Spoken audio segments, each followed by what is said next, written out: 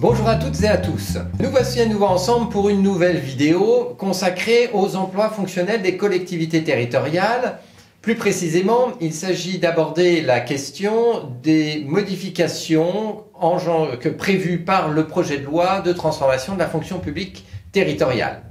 Le texte a été adopté récemment par l'Assemblée nationale et il s'agit ici de faire le point sur les modifications qui ont été apportées. Le projet de loi souhaite ouvrir davantage l'accès des contractuels aux emplois fonctionnels des collectivités territoriales. Tout d'abord, le texte adopté par l'Assemblée nationale ouvre un petit peu plus les possibilités de recruter directement un contractuel sur un emploi fonctionnel par rapport à ce que prévoyait le projet de loi initial.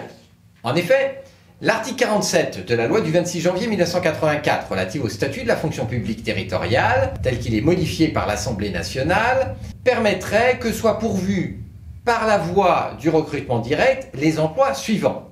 Les emplois de directeur général des services, de directeur général adjoint des services des départements et des régions. Il n'y a pas de modification sur ce point par rapport au projet de loi. L'Assemblée nationale a simplement ajouté ou des collectivités exerçant les compétences des départements et des régions. Deuxième catégorie d'emplois concernés, qui a été modifiée par le projet de loi et confirmée par l'Assemblée nationale, ce sont les emplois de DGS et directeur général des services techniques, des communes et des établissements publics de coopération intercommunale à fiscalité propre de plus de 40 000 habitants contre 80 000 aujourd'hui. Et là, il y a évidemment une ouverture assez importante opérée au profit des recrutements directs de contractuels sur emploi fonctionnel. Troisième catégorie d'emplois concernés, les emplois de directeur général adjoint des services des communes et des établissements publics de coopération intercommunale à fiscalité propre de plus de 40 000 habitants contre 150 000 actuellement. Quatrième catégorie d'emplois, les emplois de directeur général des établissements publics dont les caractéristiques et l'importance le justifient. Et la liste ici de ces établissements est fixée par un décret en Conseil d'État. Donc, on le voit, il y a une volonté d'ouverture de ces emplois fonctionnels aux contractuels qui pourront donc beaucoup plus facilement être recrutés par la voie du recrutement direct. Une question se pose au regard du texte adopté par l'Assemblée nationale. En effet, la question est de savoir si les contractuels qui seront recrutés sur des emplois fonctionnels pourront l'être par un contrat à durée indéterminée ou par un contrat à durée déterminée.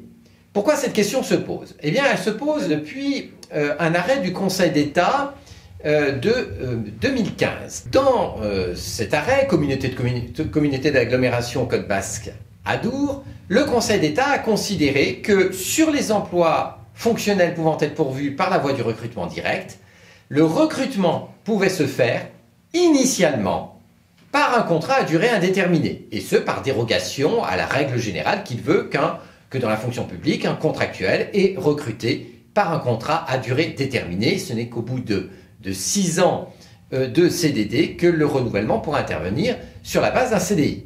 C'est donc une règle tout à fait spécifique qu'a dégagé le Conseil d'État pour les emplois fonctionnels.